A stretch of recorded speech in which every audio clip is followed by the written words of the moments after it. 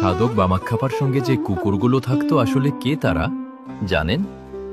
বীরভূম জেলার ময়ূরেশ্বর থানার অন্তর্গত ভালিয়ান গ্রামে ছিল বামাখ্যাপার বংশের কুল গুরুদের বাড়ি। তৎকালীন সরল নিষ্ঠাবান কৌল ব্রাহ্মণ পরিবার। এই পরিবারের এক সদস্য শ্রী ইন্দ্রনারায়ণ ভট্টাচার্য ছিলেন তন্ত্র সাধনায় মনোযোগী পণ্ডিত ব্যক্তি। একবার তিনি তার 10-11 বছরের ছেলে শম্ভুনাথকে নিয়ে চণ্ডীপুরে মাতৃদর্শনে এসে বামাখ্যাপার আশ্রমে যান।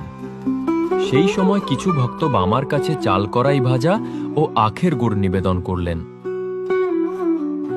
বামা শিশুসুলভ ভঙ্গিতে তা খেতে শুরু করলেন। মুখ ও হাতে গুড় চাল ভাজা লেগে আছে, পাশে বসা প্রিয় কুকুরগুলোও তার সঙ্গে খাচ্ছে। খাওয়া শেষ হলে কুকুরগুলো বামার মুখ চেটে পরিষ্কার করে দেয়।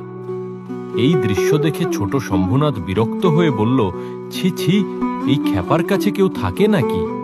বামদেব তখন মৃদু হেসে শম্ভুনাথের মাথায় হাত রাখে।